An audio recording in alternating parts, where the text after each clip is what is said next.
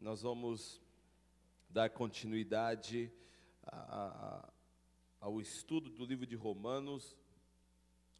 Na semana passada, nós estamos... Então, deixa eu acender aqui, peraí. Aleluia, louvado seja Deus. Glória a Deus. Na semana... Tá tudo bem se ficar apagado assim? Dá sono olhar para cá, no escuro ou não? Não? Você está vendo essa luz aqui? Vocês estão gostando? É o brilho da glória. Não é uma luz natural, tá? Porque no Santo do Santo não tinha luz natural. Isso aqui é glória. Então, na semana passada, nós falamos sobre o aspecto da cruz de Cristo na nossa vida, né? E o aspecto básico da cruz de Cristo é o sangue dele que nos justificou de todos os nossos pecados. É o sangue de Jesus que trata dos nossos pecados, né? Então, hoje nós vamos falar sobre esse segredo, porque eu não sei se vocês lembram, na semana passada nós falamos sobre que através de um homem entrou o pecado sobre toda a humanidade, através da vida de um homem. E através da vida de um também, houve salvação para toda a humanidade. Então nós não podemos falar sobre injustiça, né?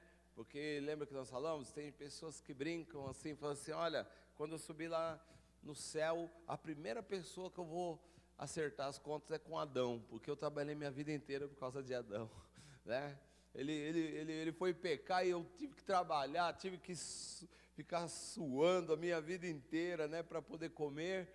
Mas, na verdade, querido, o pecado realmente entrou na humanidade por causa de um só homem, mas também, por causa de um só homem, todos os homens podem se tornarem novamente livres deste pecado. Diga um amém, querido, né?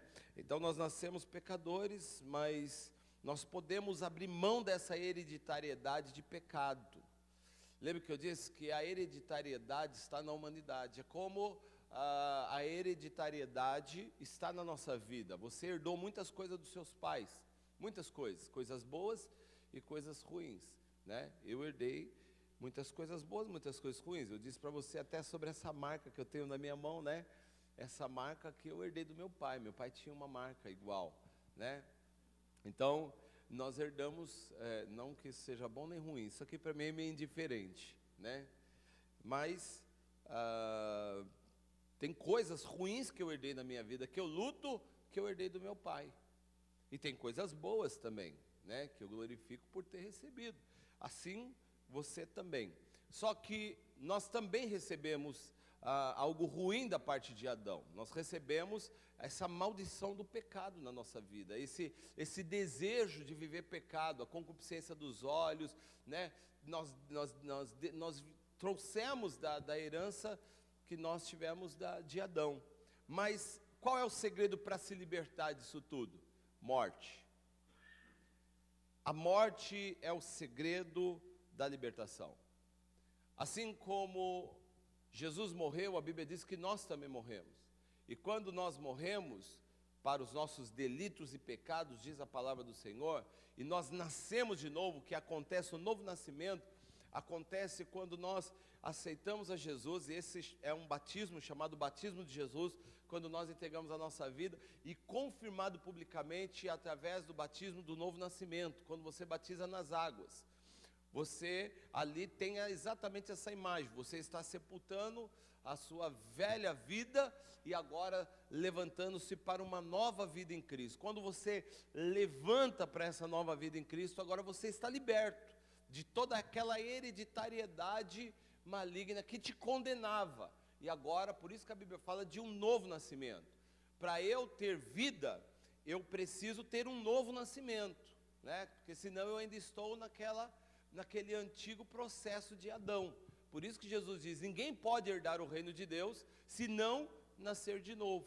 Então todo homem, ele precisa nascer de novo, se ele quer entrar no céu. E por que ele precisa nascer de novo? Por que ele precisa aceitar Jesus? Para que ele possa se tornar uma nova criatura. Uma criatura agora que não tem mais a semente de Adão fluindo na vida dele. Então, o segredo, então, para que isso aconteça, é que nós, obrigado, servo de Deus, então é que nós venhamos morrer. 2 Coríntios 5,14, nós não entramos ainda não, só estou dando uma recapitulada na última aula.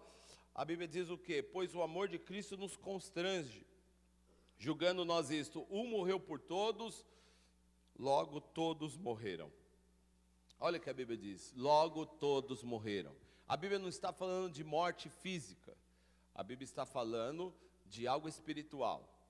Tanto é que quando o Senhor se apresentou para Adão, lá no jardim do Éden, ele disse o quê? De todas as árvores poderá comer livremente, mas a árvore do conhecimento do bem e do mal, nela vocês não toquem, porque se tocar, certamente morrerás. Aí o homem comeu, ele caiu duro na hora? Ele não morreu. Ele não morreu fisicamente, mas ele morreu espiritualmente naquele momento. Então ele comeu o fruto, foi uma palavra do Senhor, mas por isso que a Bíblia diz que o salário do pecado é o quê? A morte. Às vezes a pessoa vai pecar, ela peca e ela tem um salário, acredite nisso, ela não cai dura naquele momento, mas a morte entrou na vida dela, ela começa um processo de morte. Se ela não parar com aquilo, ela vai morrer cada dia mais espiritualmente, até chegar à consequência de morrer fisicamente também e ir para o inferno. Mas o Senhor, quando usa essas palavras, Ele está usando palavras espirituais. O homem começa, se o homem começar a pecar, mesmo o homem de Deus, ele começa a morrer novamente. Ele começa a morrer novamente. Então nós falamos um pouco sobre isso, sobre o último Adão, né? E o segundo, que a Bíblia diz, o segundo Adão, que é Jesus Cristo, né? Que o Senhor, Ele reconhece esses dois tipos de homem, o primeiro Adão e o segundo Adão. Hoje nós somos o segundo Adão, amém, querido? Porque nós estamos em Cristo. Nós não temos mais hereditariedade do primeiro Adão, nós temos a hereditariedade agora de Jesus. Por isso que hoje nós nascemos de novo, estamos crescendo e indo em direção, nos tornando cada vez mais parecido com Jesus. Por isso que nós estamos cada vez mais parecidos na estatura do varão perfeito. Amém, queridos? Até aqui tudo bem? Então você deixou aquela velha natureza. Deixou, o pecado já ficou para trás, as coisas velhas já se passaram, eis que tudo se fez novo. Então hoje nós vamos falar o que então? Dessa nova identidade, dessa nova identificação com Jesus Cristo, que nós precisamos como cristãos. O Senhor não quer que nós sejamos reconhecidos como alguém que é cristão só pelas suas vestes. Antigamente era assim, não era? Você andava na rua e aí você via alguém com coque, com saia, né? Com saia, você falava, isso daí é crente. Ou com o cabelo aqui embaixo, você falava ali, você reconhecia que era crente. Você reconhecia pelo quê? Pelas suas vestimentas, né? E pela sua forma de se vestir. Mas o Senhor não quer que você seja reconhecido somente pela sua forma de vestir. Também, porque a pessoa, o homem de Deus, a mulher de Deus, ele tem que se vestir de forma digna, né? De forma que ele vai honrar o nome do Senhor através do seu próprio corpo, que é o templo do Espírito Santo de Deus. Mas não só por isso, não é o principal. O Senhor quer que você se pareça com Jesus. É a mesma coisa assim, ó. Você olha o Luca não é bonito? Vocês acham o Luca bonito? Por que você acha o Luca bonito? Porque ele se parece com o pai, entendeu? Então, ele está crescendo, ficando cada dia mais parecido com o pai. É igual o Mateus, também é a mesma coisa. Então, é assim que funciona. Nós estamos crescendo e cada dia mais vamos ficar parecido com Jesus. Então, o brilho do Senhor, eles têm que estar no nosso rosto. A pessoa se aproxima e fala assim, eu não sei o que acontece na vida da Dorô, mas ela tem um brilho diferente, ela tem algo diferente. Esse algo diferente, como na vida de cada um de vocês, o que é? É o brilho de Deus, é a unção de Deus que está nos transformando, nos deixando cada dia mais parecidos com o Senhor Jesus. E o nome dele é glorificado. Então, essa identidade ela vai entrando na nossa vida. Então vamos ler agora livro de Romanos, no capítulo 6, pega a sua Bíblia, que nós estamos em Romanos no capítulo de número 6. Louvado seja o nome do Senhor. Romanos 6. Romanos 6, nós vamos ler do 1 ao 14. Quem achou, diga amém aí. Então a Bíblia diz assim, então qual seria a conclusão? É bem importante você entender este primeiro versículo, porque até o capítulo 5 aqui, só para eu explicar para você entender o que vai falar aqui, até o capítulo 5, o que está se falando? O que nós falamos? Sobre a graça de Deus, sobre o Senhor trazer a justificação dos nossos pecados. Você se lembra, né, o que nós ensinamos aqui, a justificação é que Deus nos fez justos agora, né? Nós nos tornamos justos, nós mudamos a nossa identidade, não somos, Deus não nos olha mais como pecadores, mas como justos, né?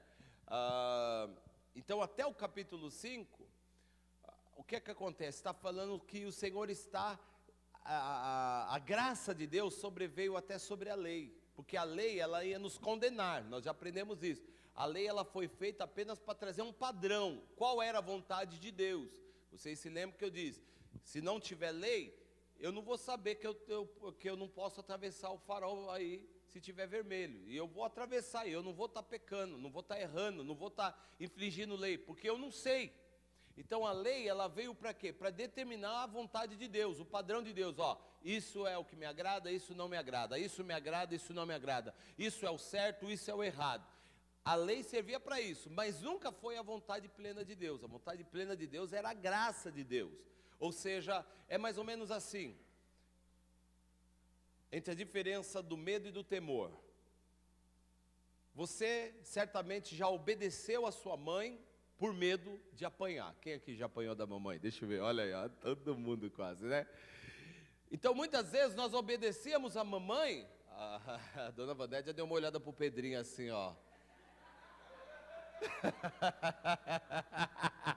É isso aí. Então, você obedeceu a sua mamãe por medo de apanhar, sim ou não?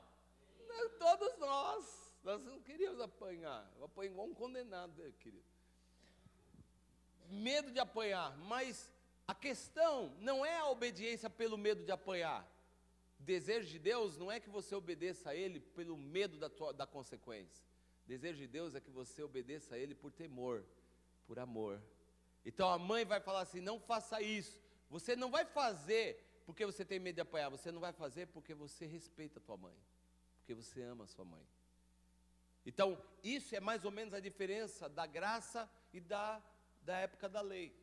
Só que os homens pensavam assim, já que Deus perdoou agora todos os pecados, eu posso fazer o que eu quiser. Eu posso fazer o que eu quiser. Já que Deus é um Deus que perdoa, então eu posso pecar, e eu já contei aqui para vocês, que hoje é pastor, conhecido. Ele falou assim uma vez, eu vou sair agora para zoeira, vou zoar a noite inteira, porque eu sei que amanhã, depois na volta eu peço perdão para o Senhor e está tudo certo. Não, Deus conhece nosso coração. Então, olha só como começa Romanos capítulo 6. Então, Romanos capítulo 6, ele vai falar que nós já estamos libertos desse pecado, que nós não podemos viver pecando. Ele diz assim, então qual seria a conclusão? Devemos continuar pecando a fim de que a graça seja ainda mais ressaltada? Olha que pergunta que Paulo faz aqui. Então eu posso continuar, vamos fazer o seguinte, já que Deus derrama graça sobre pecados, já que Deus perdoa pecados, então vamos pecar mais ainda, porque aí a graça de Deus vai ser o quê? Derramada mais ainda, porque aonde abundou o pecado, superabundou a graça de Deus. Só que ele já responde aqui no versículo 2, ele diz assim, de forma alguma,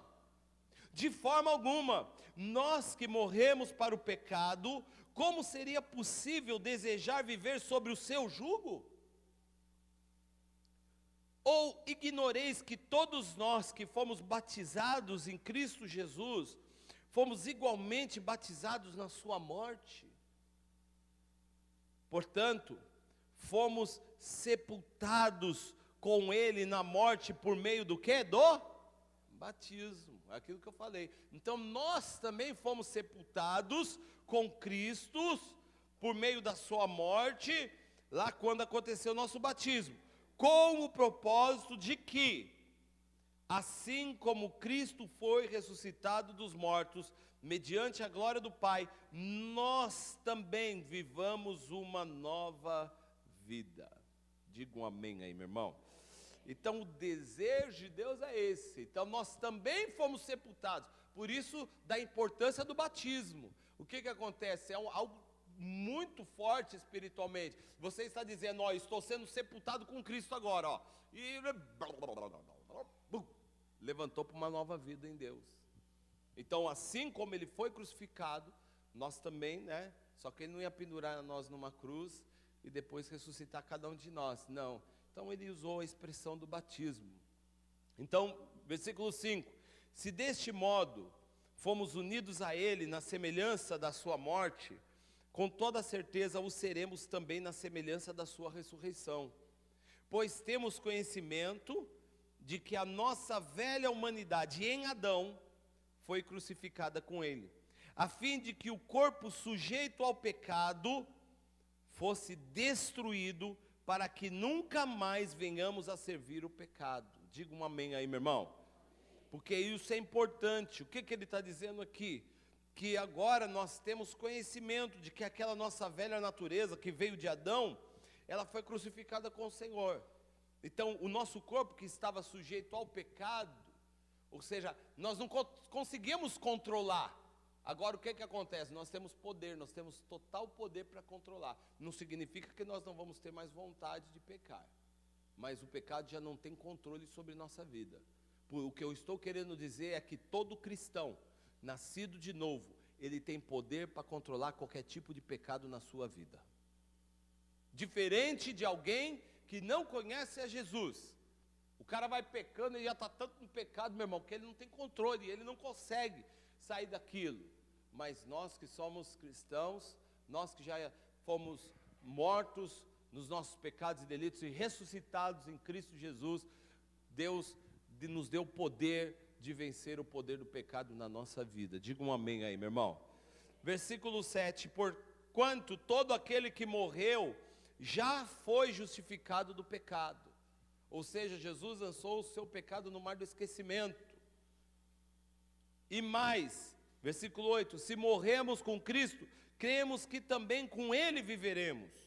Pois sabemos que havendo sido ressuscitado dos mortos, Cristo não pode morrer novamente, ou seja, a morte não tem mais qualquer poder sobre ele. A morte não tem mais poder sobre ele. Querido, isso é tão poderoso, escute. Jesus, quando ele morre, ele vence a morte. A morte não tem mais poder sobre ele, porque ele ressuscitou, ele venceu a morte. Só que isso acontece conosco também. A morte não tem mais poder sobre a minha e sobre a sua vida. Lembra que eu disse aqui, que eu estou falando de morte espiritual, não estou falando da morte do corpo, estou falando da morte do nosso ser. A morte não tem mais poder sobre nossa vida, porque Jesus venceu a morte. Por isso que ele diz, eis que tenho na mão a chave da morte e do inferno, ou seja, nenhum dos dois tem poder sobre ele.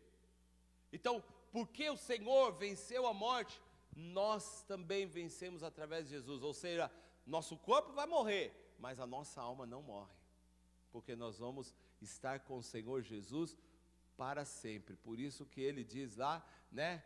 Quem crê em mim, ainda que esteja morto, viverá. Viverá. Então nós vamos viver a nossa eternidade. Por quê? Porque a morte não tem poder sobre a minha e sobre a sua vida. Jesus venceu a morte, e agora que nós somos justificados dos nossos pecados, aceitamos a Jesus como Senhor e Salvador, agora a minha alma está garantida eternamente, porque a morte não tem poder sobre a minha alma e sobre a sua alma. Versículo de número 9, pois sabemos que havendo sido ressuscitado dos mortos, Cristo não pode morrer novamente, ou seja, a morte não tem mais qualquer poder sobre ele, porque ao morrer para o pecado, morreu de uma vez por todas para o pecado. Todavia, quanto ao viver, vive para Deus. Assim, desta maneira, considerai-vos mortos para o pecado, mas vivos para Deus em Cristo Jesus. Portanto, não permitais que o pecado domine o vosso corpo mortal, forçando-vos a obedecerdes às suas vontades. Tampouco entregai os vossos membros do vosso corpo, os membros do vosso corpo, ao pecado como instrumento de iniquidade. Antes, consagrai-vos a Deus, com quem fostes levantados da morte para a vida, e ofereçais os vossos membros do corpo a Ele, como instrumentos de justiça. Porquanto o pecado não poderá exercer domínio sobre vós, pois não estáis debaixo da lei, mas debaixo do quê? Da graça de Deus. Diga glória a Deus, querido.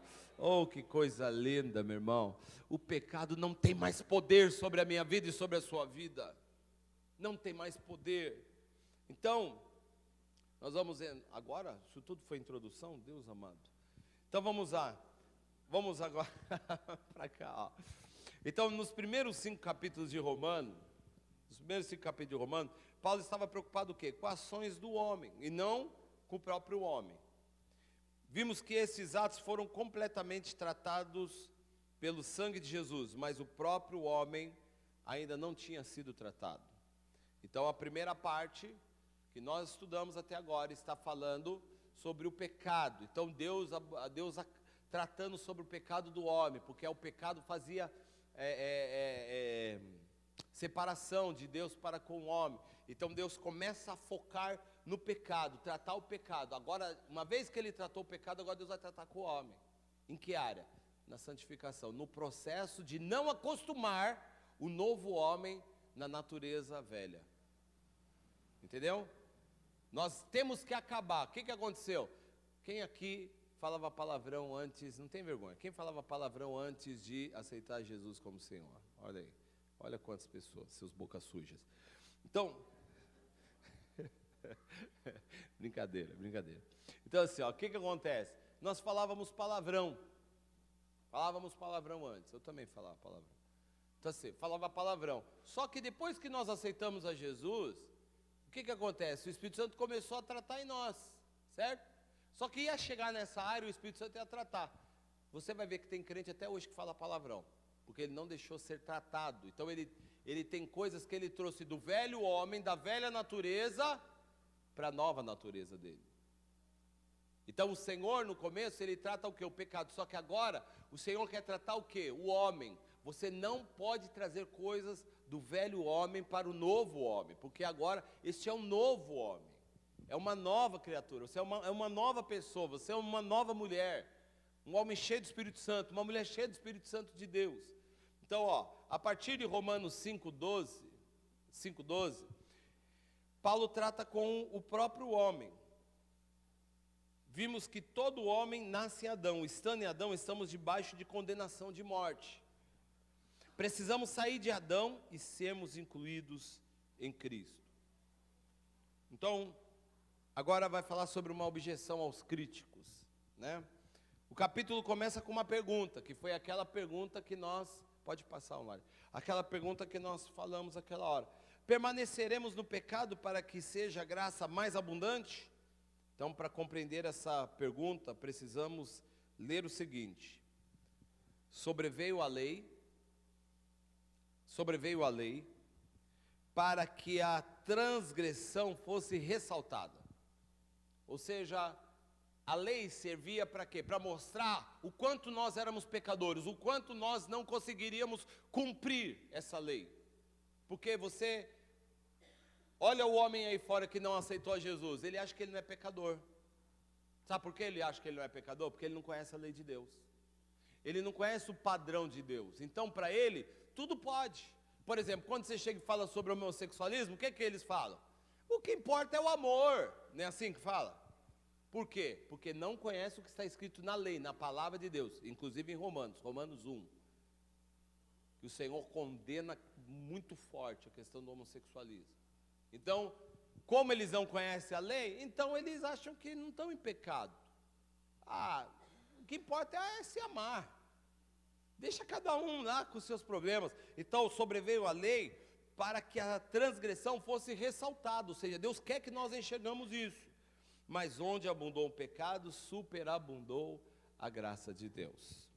Então, a lei veio para trazer esse padrão, né, da vontade de Deus, como eu já disse aqui. Então, quanto maior o pecado, maior a manifestação da graça de Deus. Sendo assim, alguém poderia pensar que deveríamos continuar pecando para que a graça flua ainda mais? É lógico que quando diz assim, olha, quanto maior o pecado, maior a manifestação da graça de Deus. Você sabe, escute que eu vou falar uma coisa. Na semana passada, retrasado, eu disse aqui, quando nós temos a revelação, o quanto nós somos pecadores. Se nós tivermos plena revelação, o nosso amor por Deus será totalmente diferente. A nossa forma de se relacionar será diferente. Quando você reconhece a santidade, quando você conhece a Deus por revelação, você vê o nível de santificação que envolve Ele, o nível de santidade, aonde aqueles anjos não param 24 horas de dizer santo, santo, santo, a pureza de Deus. Aí você olha o quanto você era um pecador, você começa a amar Deus para dizer assim, Deus, como pode um Deus tão santo, tão puro, perdoar os meus pecados de alguém tão sujo? Quando você tem revelação de quem é Deus, plena, você vai ter revelação de quem é você. E quando você tem revelação de quem é você, a tua vida diante de Deus vai ser diferente. Porque você não vai se achar bom, você não vai se achar bonzinho, você não vai se achar puro. Todo momento você se comparando com Deus, você vai ver que você e eu somos pobres, cegos e nus. Somos pecadores que precisamos diariamente do perdão e da purificação dos nossos pecados. Então o nosso amor por Deus, ele vai aumentando cada dia mais, porque você fala assim, Senhor, eu amo o Senhor, Senhor, obrigado por tudo que o Senhor tem feito, obrigado, Senhor, por amor que o Senhor tem pela minha vida, e aquilo te deixa mais e mais apaixonado por Deus, mais e mais apaixonado por Deus. Então, eu vou contar um testemunho muito rápido aqui, que aconteceu ontem na minha vida. Minha esposa até falou assim, conte testemunho. Ela já levantou a cabeça ali. A alegria, o amor que nós sentimos por Deus, né? Eu tenho algo que eu faço, que eu tenho um pensamento, né? Então, eu gosto muito de tecnologia, eu gosto de estar sempre atualizado em tudo que acontece, em tudo.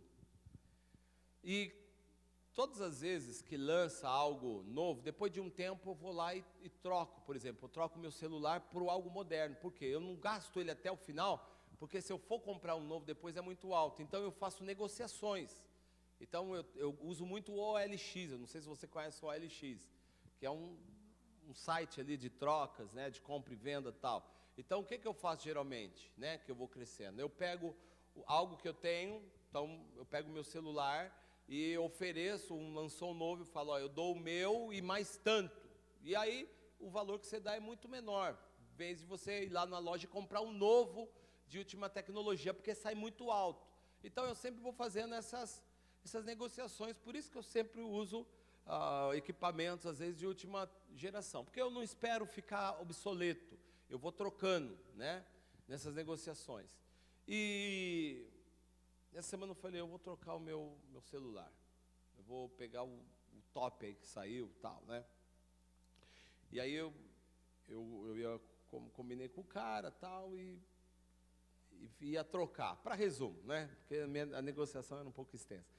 Mas eu ia trocar com a pessoa. Então o rapaz falou assim para mim, olha, nós podemos marcar no shopping, porque eu sempre marco em lugar seguro, né? Nós podemos marcar no shopping e tal. Eu falei, ó, sem problemas, vamos marcar no shopping. Aí ele marcou num shopping ali perto de Diadema. E aí eu, como minha esposa, a gente no sábado é o dia de descanso dela, a gente come fora no sábado. Eu falei assim, puxa, mas vai atrapalhar a hora do almoço. Aí eu adiantei, eu falei para ele assim, querido, eu não vou poder ir às 3 horas, vamos marcar para as 2 horas, no máximo, né? Porque eu tenho um compromisso às 3 horas com a minha esposa. Então vamos marcar para as 2 horas. Se precisar, eu vou no teu emprego. E eu falei já isso propositalmente. Por quê? Do emprego. Porque é um lugar mais seguro, você vai saber onde a pessoa trabalha, né? Porque, lógico, você corre riscos. Você está tratando com alguém que você não conhece. Eu já me dei muito bem nisso, eu também já tomei prejuízo. Uma vez já perdi um celular nisso. Bom, ele falou, não, sem problema, pode vir aqui no meu emprego, tal, me passou o endereço. Quando eu fui sair de casa, sim, e na noite, a minha esposa já, né? E ontem, de sexta para sábado, eu tive um sonho. Eu sonhei que eu estava numa rua e vi uma pessoa me seguindo. E eu entrei numa casa, que não era minha, mas minha esposa estava dentro daquela casa. Eu entrei naquela casa, minha esposa estava super tranquila lá dentro. Eu falei assim, mas fica atenta, porque tem uma pessoa meio estranha vindo.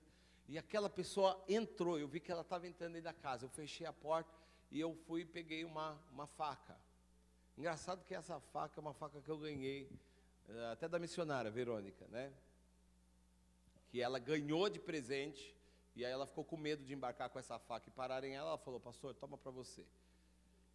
E aí, eu peguei aquela faca, e quando eu menos esperava assim, um rapaz me pegou pelas pernas, porque ele estava escondido.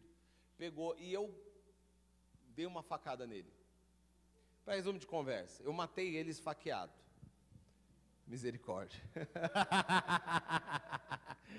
Só que sabe o que acontece no sonho? Eu sempre olho o quê? O resultado. Eu não fico muito nos detalhes, eu vou no resultado. Se eu sofri ou se eu tive vitória.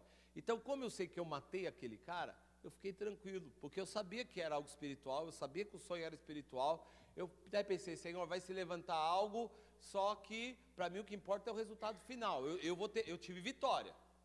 Então eu tenho isso. Mas é lógico que eu orei, pedi a bênção de Deus. Quando eu estava para sair, para ir fazer essa troca... Não contei o sonho para ela. É que a pastora, ela fica toda preocupada, né? Então a gente, tem coisa que eu seguro comigo. Aí, eu fui sair e falei, amor, eu vou lá trocar o celular e tal, né? Ela não gosta muito que eu faça essas coisas. Mas, não tem muito o que fazer, não dá para segurar o Marinho. Aí eu peguei e falei, eu vou lá. Ela falou assim, ora, amor, ora, tô me inquieto, ora. Falei, tá bom. Já orei, mas eu vou orar no caminho. Fui no caminho louvando a Deus, orando, tal, né? Mas sem nenhuma preocupação, confesso. Porque quando eu tive o sonho lá atrás, para mim eu fiquei desencanado. Bom, quando eu chego no lugar, que era uma empresa, na rua, que era lá perto de Jabaquara, que o cara falou que trabalhava, quando eu cheguei lá na porta, tinha umas polícias lá na porta. Eu toquei a campainha, bati, nada de ninguém sair, toquei a campainha, bati, chamei e nada. E aí eu falei, poxa, o cara marcou comigo aqui e não veio. Falei, poxa, que sacanagem. E tinha um vizinho que estava lavando o carro dele. Eu falei para ele, aqui é uma empresa? Ele falou, era uma empresa aí. Falei, não tem ninguém, porque ele falou assim, por quê? Eu falei, porque um rapaz marcou, ia comprar um negócio meu aqui, nós íamos trocar um negócio, marcamos aqui, ele falou, é celular? Eu falei, é. Ele falou, rapaz, glorifica porque hoje é o seu dia. Aí eu falei assim, por quê? Eles falaram, esse lugar é uma empresa ativada, outro dia veio uma mulher aí, na mesma história, veio fazer esse mesmo esquema, ela troca, pegar e tal, e enfiaram o revólver nela, roubaram tudo, roubaram o celular, roubaram o que tinha, levaram tudo. Ele falou, hoje é o seu dia. E aí eu saí de lá glorificando a Deus, porque Deus colocou. Ele usou essa expressão, você está guardado, hein? E eu falei assim, ele ainda tinha um jeito até de meio de malandro também, mas parecia assim, né? Não estava. Não sei se estava por baixo.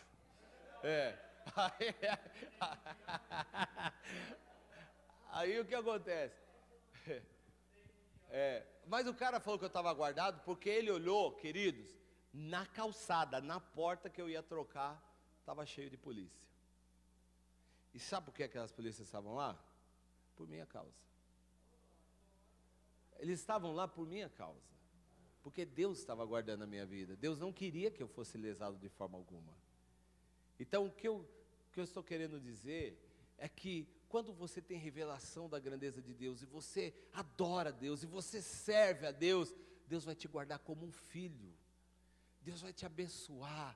Queridos, eu saí tão feliz daquele lugar, não estava nem aí mais por causa de troca de celular, porque eu até percebi, se o senhor não quer que eu troque agora, eu seguro, não tem problema, está tudo bem. Está tudo bem, né? O meu não é ruim não, é coisa boa, mas eu faço para não ficar, para perder dinheiro, porque você sabe que isso aí você vai perdendo muito dinheiro, é muito caro coisa nova. Então, você coloca um pouquinho a mais, você sempre vai estar atualizado. E aí, porque eu uso para tudo, eu nem quase uso computador, né? Minha esposa sabe, eu faço tudo por celular. E aí, eu saí de lá tão feliz, porque eu falei assim, Deus, como o Senhor é caprichoso. Não era um policial não, tinha um monte de policial lá, porque na rua de cima tinham roubado uma moto, mas os policiais estavam bem na porta de onde eu ia trocar. Aquilo era uma cilada. Então Deus é um Deus que guarda, Deus é um Deus que cuida, porque quando você reconhece a tua dependência de Deus e você vai se entregando diariamente ao Senhor, o nome dele vai sendo glorificado através da sua vida e você glorifica a Deus. Você reconhece que aquilo é Deus. Eu poderia ter pensado assim, se eu não conhecesse a Deus, aquilo foi uma sorte. Como o homem talvez olhou pensando que aquilo era sorte, mas aquilo não era sorte, aquilo era cuidado de Deus. Então, queridos, voltando para cá, para o estudo, eu tenho até que hora? 9h50? 9h50? 55?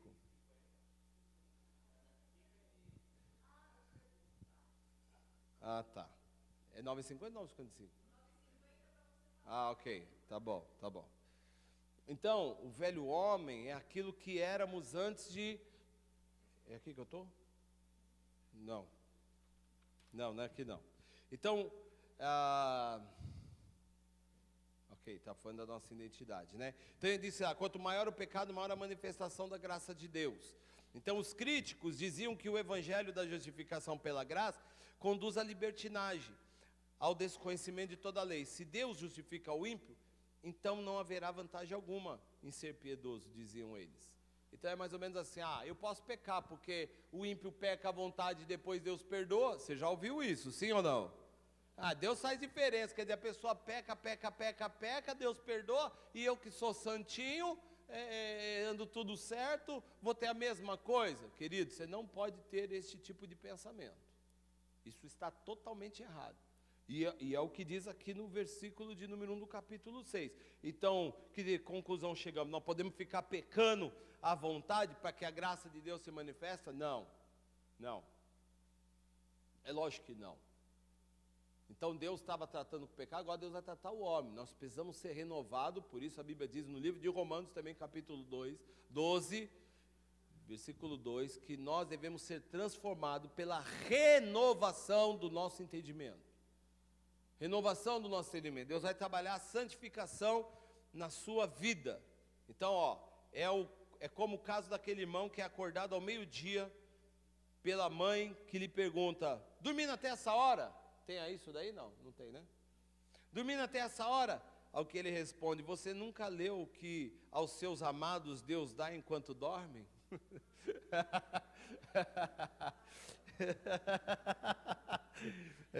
Então, já que ele me dá enquanto eu durmo, vou dormir mais para que ele me dê mais tempo ainda, para me abençoar, não é verdade? Eu não sei se nós já contamos aqui para você, mas é igual aquela história da mãe que vai acordar o filho de manhã para vir, né?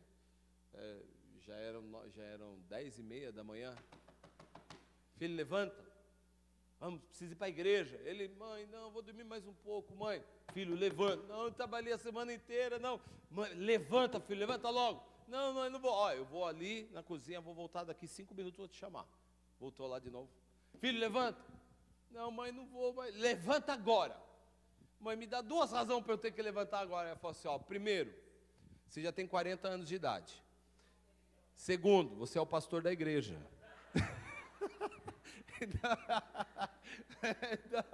Então, é mais ou menos por aí.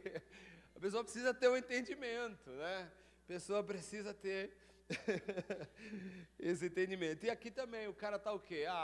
Eu vou ficar dormindo, porque a Bíblia diz que o Senhor dá enquanto nós dormimos. Então, eu vou ficar aqui dormindo muito tempo para Deus poder me dar. Não, isso aí é mente de criança ainda, né? Então, a resposta de Paulo é muito clara. Como permaneceremos no pecado, nós, os que para ele morremos? Fomos identificados com Cristo em sua morte e ressurreição pelo batismo. Deus não quer apenas pecadores perdoados. Ele deseja ter filhos com a sua natureza. Ele não quer encher o céu de porcos lavados. Ele deseja transformar esses porcos em cordeiros. Muitos pensam que o trabalho da igreja é educar ou domesticar os membros. É como se, por exemplo, eu quiser transformar meu cachorro em filho. Eu visto como gente, ensino a andar como gente, até falar como gente, mas ele continua sendo um cachorro. Somente matando este cachorro e fazendo ressuscitar como gente é que ele pode ser transformado em filho. Foi exatamente isso o que Deus fez. Nos matou em Cristo e nos fez ressurgir como filhos de Deus. Diga amém, queridos. Então, você pode vestir o cachorro como um filho, falar que ele é filho. Tem muita gente por aí que trata cachorro melhor do que gente, né? E fala até que é filho. Cachorro é cachorro, gente é gente. Eu penso assim. Você pode amar, você pode cuidar, pode gostar muito, isso é muito natural. Mas chamar de filho, não. Filho é filho. E aí, você pode chamar ele de filho, pode vestir como um filho, pode conversar com ele como se estivesse conversando com um filho, mas ele nunca vai deixar de ser cachorro. Né? E nós também, por isso que nós tínhamos que morrer, porque Deus não podia nos chamar de filho, se nós tínhamos a nossa velha natureza, de pecadores.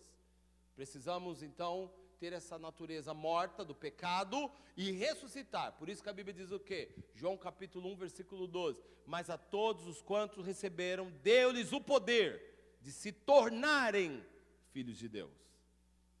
Filhos de Deus. Então, nós tivemos um poder de nos transformar. Nós não éramos filhos. Então, todo mundo aí fora, você vai ouvir muita pessoa falar assim, mas todos nós somos filhos de Deus. O que importa é a pessoa seguir alguma religião. O que importa é a pessoa buscar Deus de alguma forma. Não é isso que eles falam?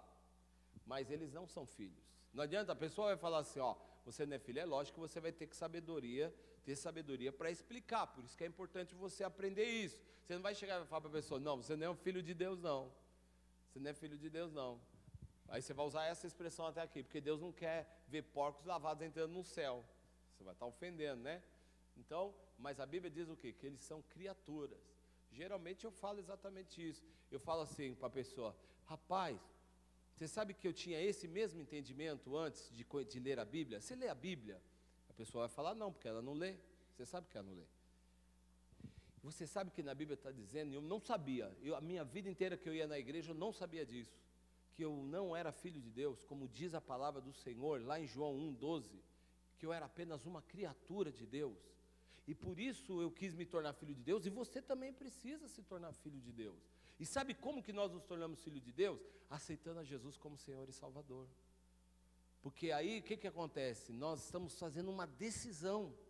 Nós estamos reconhecendo que somos pecadores e precisamos dos nossos pecados serem perdoados por esse Deus. E aí, quando nós temos esse entendimento, Deus nos adota como filhos dele. E aí você entra, né? Então, só mais um pedacinho e o resto nós vamos terminar na outra aula. Então, embora tenhamos nascido em Adão, fomos batizados para dentro de Cristo. O significado do batismo é colocar as pessoas dentro de Cristo, né? O batismo não é uma mera cerimônia, ele é uma experiência espiritual. Quando somos batizados, estamos sendo transferidos de Adão para Cristo. Ou seja, uma troca de natureza está acontecendo. O fato é que fomos transferidos do império das trevas para o reino da luz. Não podemos nos naturalizar no reino da luz pelo tempo de frequência na igreja. Precisamos morrer e renascer, cidadãos do reino dos céus. Isto é feito no batismo. Tem alguém aqui do nosso meio que ainda não é batizado? Ou todo mundo está batizado aqui? Por que eu estou fazendo essa pergunta? Porque você sabia que até pouco tempo atrás, eu fui ver uma pessoa e falei assim, não acredito que você ainda não é batizado. A pessoa está há anos na igreja. E isso é um problema, é um grande problema, porque o tempo de igreja não significa que aquela pessoa é uma nova criatura. A pessoa pode ficar anos na igreja e a pessoa não ter se decidido ainda por Cristo. Porque quando ela não quer batizar, na verdade é porque ela ainda está em dúvida se ela quer ou não a vida de cruz. Ela não teve o entendimento, ela quer perdão dos pecados, mas ela não quer mudança de vida. Consegue entender isso?